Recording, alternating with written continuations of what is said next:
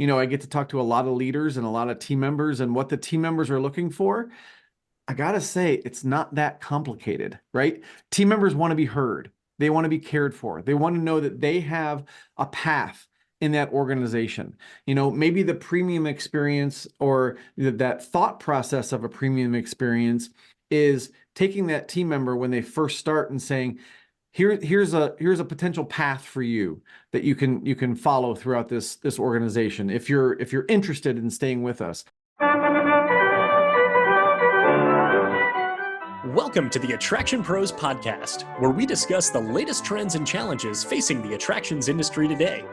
We chat with some of the top leaders in the field and provide resources that will help develop your career in this great industry. I am Josh Liebman. I am obsessed with the guest experience and helping attractions make that their top priority for success. And I'm Matt Heller. I am passionate about organizational effectiveness, leadership development, and employee engagement. Now sit upright, hold on tight, and get ready for the Attraction Pros podcast. Hey, Matt, how's it going? Josh, today it is going fantastically. How are you? Good. I'm doing really well, and I'm very glad to hear that it's going fantastically for you. You bet. You bet. Question for you. Yep. We've both been in the industry a little while, and we have an amazing opportunity to talk to so many industry leaders, and we get to meet so many people, and we go to conferences, and we like to visit parks and attractions a lot as well. Is there anything that you see from the industry that you think perhaps is lacking compared to other similar or not similar industries? Well, I do have to say, based on the conversation we just had before we started recording, there's something that popped into my mind. So I'll just go there. Thinking about the way that our industry serves our guests, and maybe even different tiers of guests. You think about some conversations we've recently had, like with Amanda from the Premium Seating Association, where, there's such a premium put on that experience, and it really goes to the next level. I feel like we have an opportunity to take our guests to the next level when it comes to a really, truly premium experience. I think of like Discovery Cove, right? Where you go in and you've got, a limited amount of people coming in. You've got, a really, really personalized experience. And, I wondered if we could harness that more often, to really give people sort of this elevated premium experience. Is that kind of what you're thinking of or looking for? Yes, and I am so glad that was what you answered, because I realized that you could have gone in any direction, but I was hoping we could focus on this exact topic today. So yes. Good. You bring up Discovery Cove, and it's almost like an anomaly within the theme park industry. I remember when we interviewed Scott Rose a few years back, who oversaw marketing for Discovery Cove when it opened. He called it the Ritz-Carlton of theme parks, and that was one of the ways that they described it, because it is an elevated experience beyond the typical theme park experience, which we want to ensure is phenomenal for every single guest that comes to the turnstile, regardless if they get the most basic admission or one of the top tier premium passes. But I also agree that we are not doing premium as well as we could compared to other industries. And you mentioned the interview we did with Amanda Verhoff from the Association of Luxury Suite Directors. And that's been marinating on my mind a lot, because I've seen what they do with that association, and I also have experience working with luxury hotels and resorts like Ritz-Carlton and Four Seasons and Waldorf Astoria, and even just kind of picking up bits and pieces from around other industries. I think that the attractions industry has an opportunity to go further in the premium space than where we're currently at right now. So do you have thoughts on maybe what that would look like beyond just saying, hey, I think we can go further? I'm guessing you have some thoughts around that too. I have a couple thoughts sort of swirling around. But I'm excited for this to be a conversation because I want to hear what your thoughts are as well, and if we can even bring in the employee experience to this as well. What's the premium employee experience? So here's kind of where I first see the state of premium experiences are in the attractions industry. And I want to make it very clear that I'm not saying they don't exist and I'm not saying that they're bad. I think that there are so many places that do a wonderful job of creating enhanced experiences beyond general admission. A few examples could be VIP tours that we see within I would say most large format theme parks. Zoos and aquariums have so many behind the scenes tours, or swim with the dolphins at Discovery Cove, something like that, or a penguin interaction or a sea lion interaction, or at Georgia Aquarium, you can dive with is it with the whale sharks? What of it? There's one of the in that large tank. I know I shouldn't call it a tank. The large habitat, but yes, there are whale sharks among many, many other species in there. Yeah, and I think you can if you're like a certified scuba diver, I think you can dive in it. Yeah, which is so cool. Here's where I think the gap is, because all those are amazing. I think that there's a lot of fragmentation within premium experiences. So even with all the examples that I just gave right there, all of those are, in most cases, you buy general admission and you add this on. And we've done a good job of adding these experiences to the point where we start talking about them as upsells. And if we're talking about them as upsells and we're just talking about the transaction, whereas we could really pull back and we could say, here's the general admission experience and here's the premium experience. So this fragmentation kind of feels like it's a little bit cut up. Even if you take a VIP tour, you've got your tour guide, they take you to every single ride. You get the instant access, which is extremely valuable. And then when the tour's over, in some cases, you have the ability to, get express or front of line access again. But you're kind of just roaming the park as a regular guest at that point. So I have some thoughts on how premium experiences could be looked at almost holistically and embedded into the guest experience that perhaps emulates some aspects of some other industries, but in a way, I think it just get our gears turning. I love that you said embedded, because I think if I kind of pull back and look at some of the experiences I've had, and I, wouldn't say that I've had a ton of those premium experiences, that are offered. I mean, I've had a couple of VIP tours and those type of things. But when you say the word embed, the word that comes to my mind is immerse, right? Yeah. And when you think about immersive themed entertainment, there's a lot of people doing that right now, or a lot of people claiming they're doing it and saying, hey, we're gonna immerse you in this environment.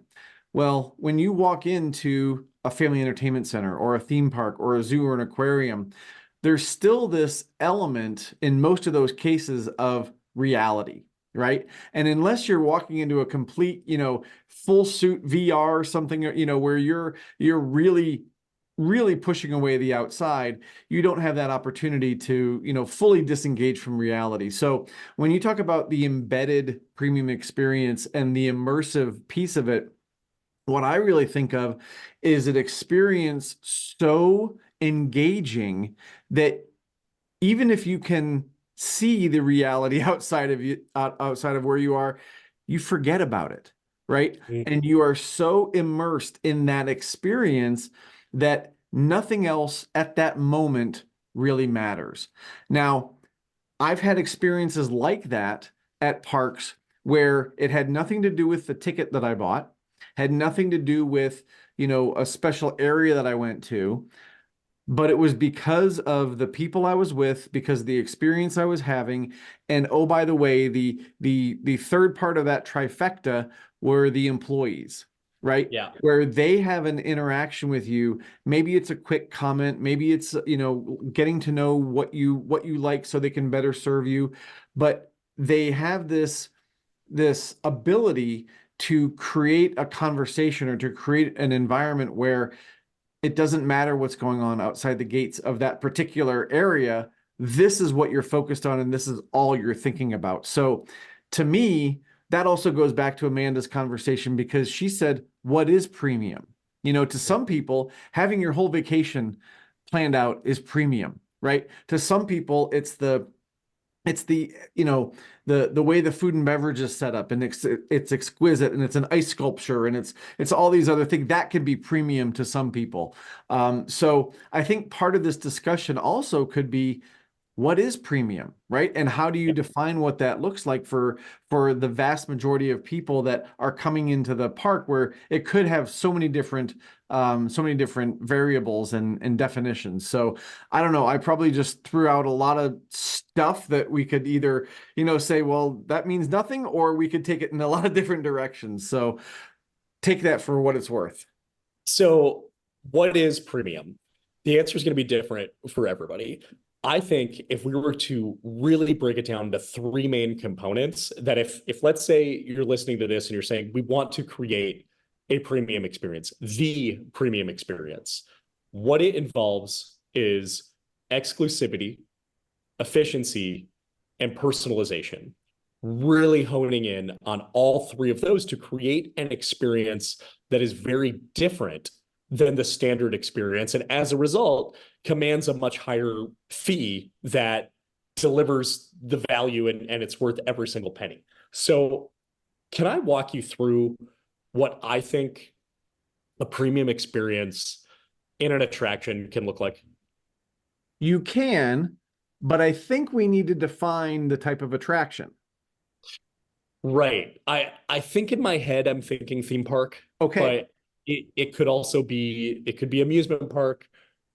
Perhaps it could be zoo. I think I'm not envisioning any like specific attraction, but I think Okay. I'm envisioning large format experience. Okay.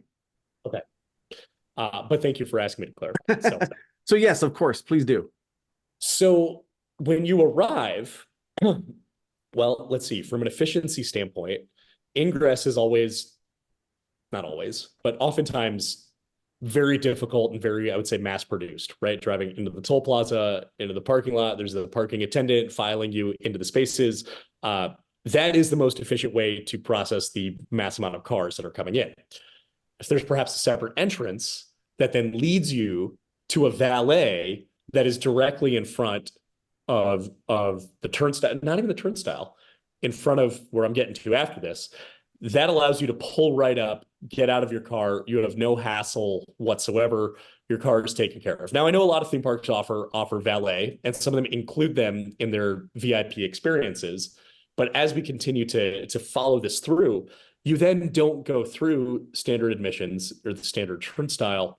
You go into the VIP entrance, where you are now in more of a lounge-like environment. The one I'm envisioning is like concierge level at the Ritz-Carlton. So we've got a buffet set up that perhaps has appetizers on it. Perhaps there's past appetizers walking around the room. Perhaps there's a bar that's included. Perhaps maybe it's a cash bar, but otherwise it's exclusive, right? So it's not available to anyone who doesn't have this premium experience.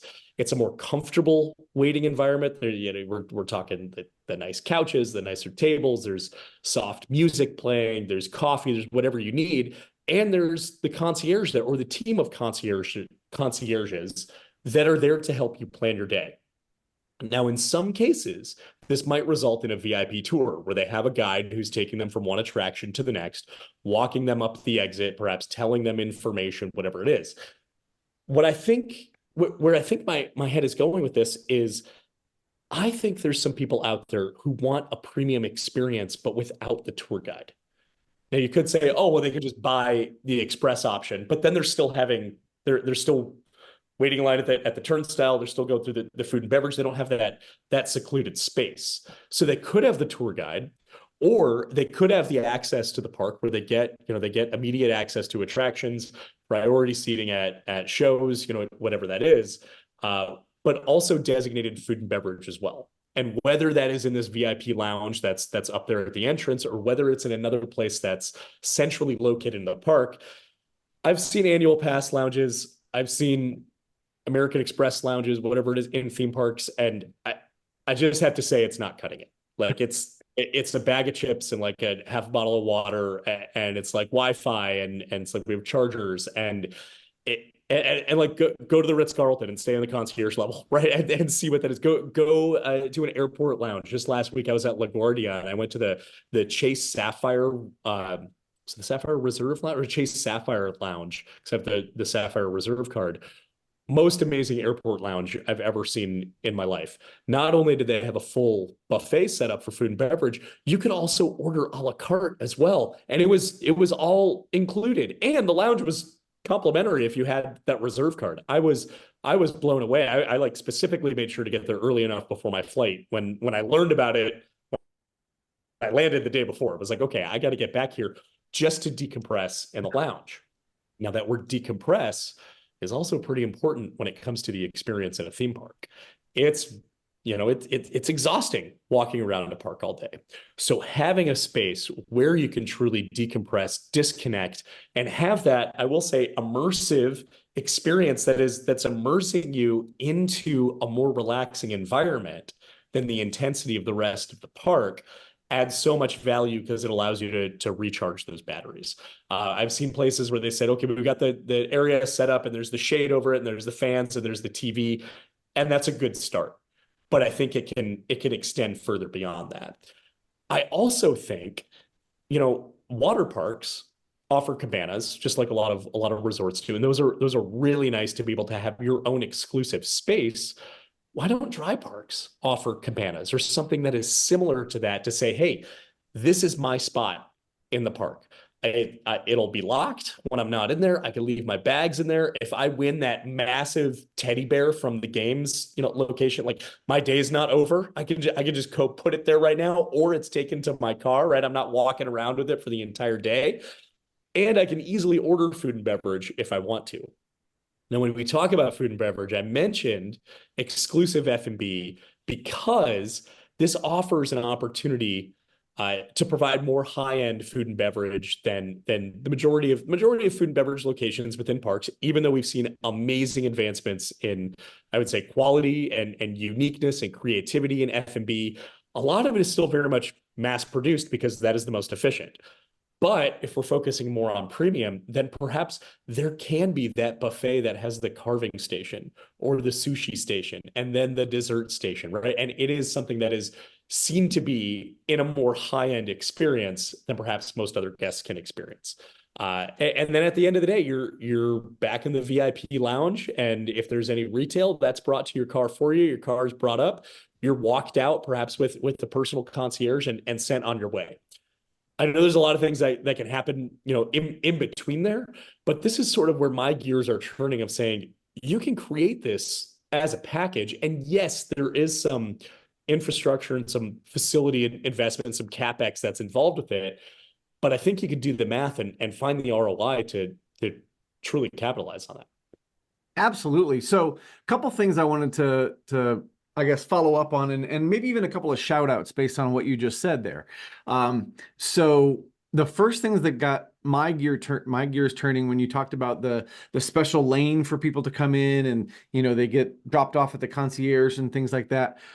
Could we take that to the next level and they get picked up at their hotel or whatever, right? In black car service. And this is, again, coming from Amanda's interview where she talked about the transportation to a venue, right? So could a black car service, come pick up you and your family, right? Or a van if you have a lot of people or whatever. I mean, that really takes the hassle out of driving in to the theme park or the amusement park. So that's just one thing that I thought of, and a better experience than taking a taxi or an Uber. Like you're getting up as part of, it's part of the park experience. You're already absolutely. Yeah. Absolutely. So that was one just kind of add on to what you were just talking about in terms of premium. And what I love about some of these conversations that you and I have is that, we can talk about these things and spur off of each other's ideas, right? And come up with something that, may or may not be, possible in everybody's reality, but it may spark some ideas out there that, somebody hasn't thought of. So I had never thought of getting picked up at a hotel or something like that and being brought to a theme park. So I'm glad that we're starting to talk about this. But the other thing is I did want to give a couple of shout outs because I experienced a VIP lounge at Six Flags Fiesta Texas last year. Now, it didn't have a carving station and it didn't have a concierge walking around with, trays of apps. But the food in there was quite good. I mean, it was just snacks, but like the cookies tasted homemade to me. I mean, they had some chips and dip and things like that. And it wasn't just a bag of chips out there. It was all out there so that you could, take it in a slightly elevated way. There was a person at the bar, serving alcohol or drinks if you wanted to. They also had this really cool blue juice that you could drink. It was incredibly refreshing. It wasn't like a Gatorade. And Jeffrey Siebert told me what it was, but I can't remember exactly what it was. But it was super refreshing. Great place to get some AC and of course charge your phone. Those kind of table stakes you would have for a VIP lounge. But just a really nice place for us to go during the hot days of San Antonio.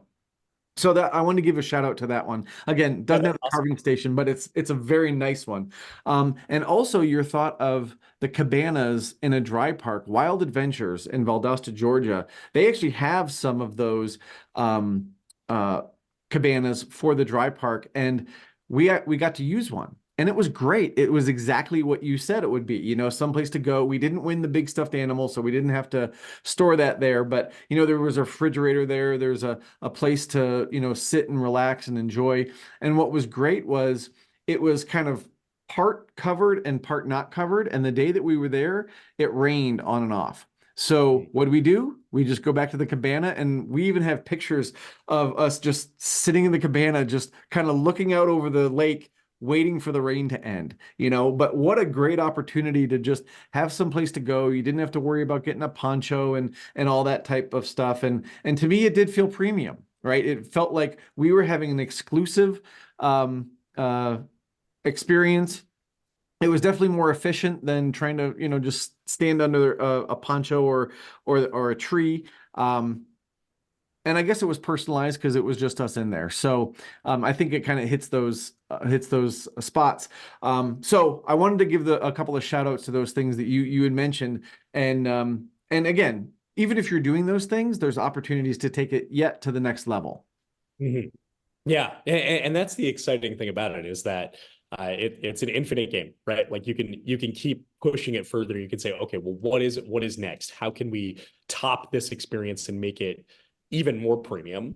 Another thing too with it is the way that it is sold and marketed and the way that people see value with it. A lot of people, mainly not in our industry, think, oh, a VIP tour in a theme park is reserved for high net worth individuals or celebrities, right?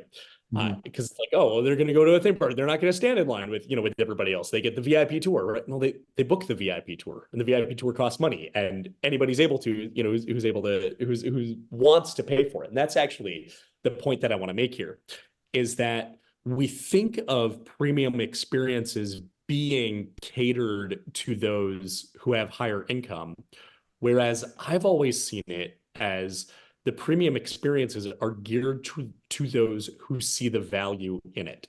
And so the word value is not often associated with the word premium. It's often associated with discounts and cheap and inexpensive, and I think like clipping coupons and whatnot.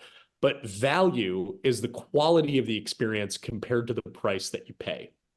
And there are many people who we serve in our industry who are having perhaps once in a lifetime experiences. Maybe they are celebrating, or maybe, I don't know, maybe it's a wedding anniversary, it's a bachelor party, it's a birthday, it's a honeymoon, whatever it is. They might say, I'm going to go to XYZ location. And because of how important it is to the connection of what I'm celebrating, I want to make it count. Or if they say, if I never ever do this again, I want to make sure I do it right and I get all the value out of my experience. So the way that we can market it is to say it is about value, it is about premium to those who see the benefit to the cost. So again, gears turning. which is super fun, super cool.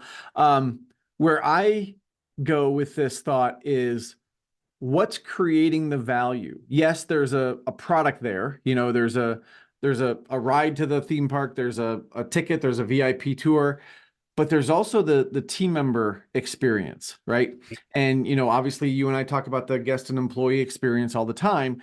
And where I think this is really, really interesting is, are we treating our team members in a premium way so that they will treat our guests in a premium way, right? So I just thought of the, you know, what people see as value, and if that's not something that's necessarily a super high price point, you can still get a lot of value out of something and feel like it's premium, feel like it's special, feel like it's personalized because of the way that that team member interacts with you. But again, I think it starts with us treating our team members in a premium way, right? And so I don't think we need to tier our team members, TIER, you know, and say that there's some that are, you know, less valuable than others. But I think we need to treat all of our team members in a way that says we value you in such a way that we're going to put our premium, our best foot forward with you. You know, I think we've talked about it before, how sometimes you walk into an employee area and you can tell there just wasn't as much thought put into that. Or, you know, you've got this great entrance for the guests, but for the team members, it's a door where they have to swipe a thing and come in. It's not a very welcoming environment. So yes, you want to put your money out where the guests are, but also think about what does that look like for a team member over time? Does that team member start to think, well, this, you know, I see this chipping paint, and I've seen this here for a couple of weeks now, and somebody hasn't taken care of it, but we put the premium on doing it for the guests. And as we should, but at the same time, we should have the same kind of mentality for our guests. I don't know if this is kind of making sense, but I really feel like, you know, if we're going to put this premium experience out there for our guests, in order to get there, we have to create a premium experience for our team members as well. And I'd be curious to think or to ask you what other ideas you have of delivering a premium team member experience, because that seems like something that's extremely marketable from a recruiting standpoint, of saying, come work here, not because you're going to make X dollars per hour, or this is your salary, or this is your, you know, your PTO, you know, every year, but we deliver a premium experience to our team members. Curious as far as like what other components could go into that. So I think it goes back to defining what is premium to your team members, right? And, you know, you get to work with a lot of organizations, and so do I. And, you know, I get to talk to a lot of leaders and a lot of team members, and what the team members are looking for. I gotta say, it's not that complicated, right? Team members want to be heard. They want to be cared for. They want to know that they have a path in that organization. You know, maybe the premium experience, or that thought process of a premium experience, is taking that team member when they first start and saying, here's a potential path for you that you can follow throughout this organization if you're interested in staying with us. Or even just having, which I know a lot of places do, having opportunities for people to share their suggestions, share their thoughts. But the next step to that, of course, is then doing something with it. And again, I know a lot of places they'll do the surveys, or they'll get people's input and things of that nature. But are we taking that next step to actually put something into place because of what that team member did? If you're doing that, that's fantastic. If you're not, that might be a miss in the premium experience for your team. So I don't think it's a lot of things that are complicated. I certainly don't think it's a foosball table in the break room. I don't think it's pizza parties. I don't think it's, free food all the time, although free food might be nice. But it's not getting to what that team member really, really needs, which is, you know, a supportive environment. It needs leadership that is focused on their success and is not micromanaging, and is not, pulling the wool over their eyes, or, you know, doing things behind their backs. Those are the kind of things that I hear about from organizations, that they say, man, I wish my leaders would do this better. And if we could just do that on a consistent basis, you can create a premium experience for your team that they're going to want to sing your praises to other people. They're going to want to shout it from the rooftops. This is an amazing place to be. And so if you can do that, you can find out what that premium is for your team and deliver it on a consistent basis. You're at least halfway there. There you go. So I think when defining premium, the differentiator is against other similar types of employers that you're competing for with talent, perhaps. And we Mhm. think when we're delivering that employee experience, we want to provide the experience that is better than they can get anywhere else. And maybe there is a foosball table in the break room. That's part of it, right? That's part of it. That's not it itself, It's right? not Maybe all there of it, right? free food, you know, in certain instances, but like that's part of the greater thing because there are other core components that go into it. Maybe every once in a while, it's a wow moment where you do pick up that team member in a black car and take them to the VIP entrance, and then they get to relax at the lounge before work or during their break or whatever it is to see what the premium guest experience is like of giving them what they are expected to deliver and what they're serving to the guest. Absolutely, absolutely. I don't know if I may have told you this, but it kind of is similar to that that premium experience or going to pick up that team member.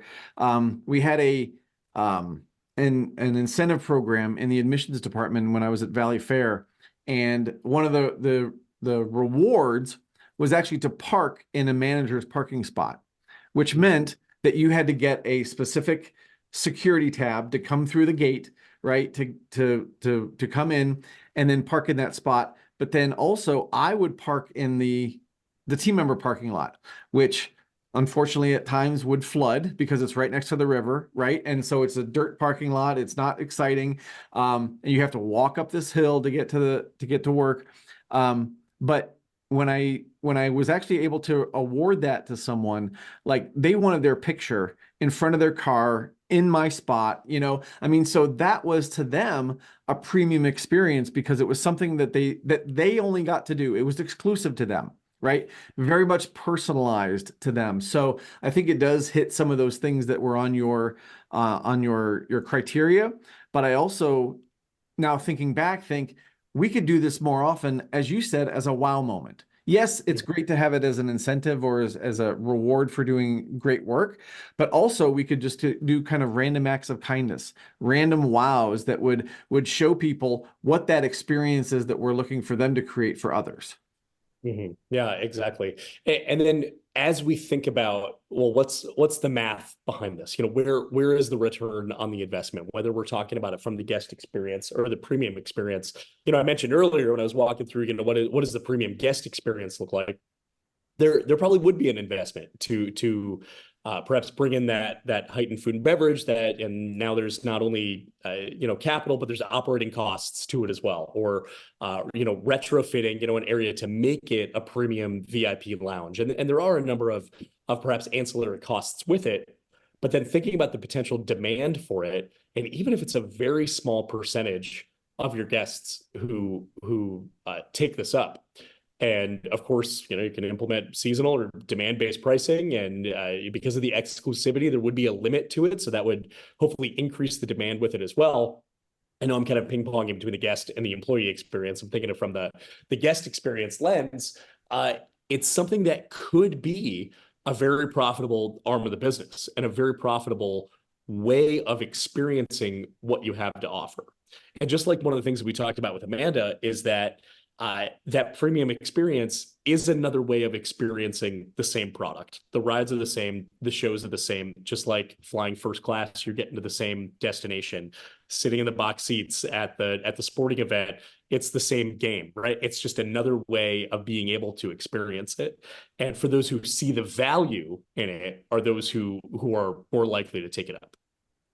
So if we were to kind of wrap up this conversation of premium with a bow, right? Earlier you said that we want to make sure that the premium experience is exclusive, right? That it's efficient and that it's personalized. And I think you can apply those to any area of your guest experience. And I think maybe it just takes some creativity to start thinking that way. And then you put the dollars and cents on it and find out what their ROI would be. But I would also encourage and really challenge people to think about that from the team member experience as well. Think about how to make the team member experience more personalized. I know that sometimes, when you see an orientation program and people walk in and there's their shirt and their name tag and it looks, they know it's for them, which is great, right?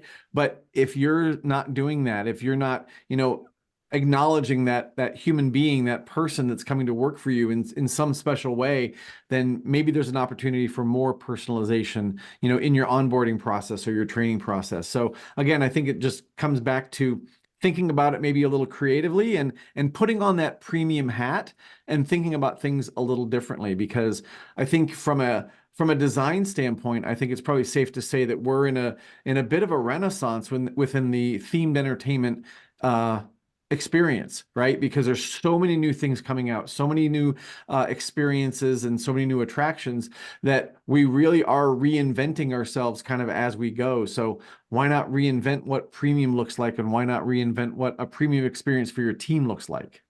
Yeah, 100%. And I'd say from the standpoint of the team members is you've got a stronger direct connection with your team members than you do your guests. So I think there's more opportunities to be able to deliver a premium experience for your employees, even more so than you can your guests. Absolutely. And we hope that the Attraction Pros podcast is a premium experience for all of our watchers and listeners. And for everybody out there who's watching and listening, just remember, we are all Attraction Pros. Thanks for listening to the Attraction Pros podcast. Make sure to subscribe so you can tune in when new episodes release, and even better, please leave us a review on iTunes. For more information, visit attractionpros.com.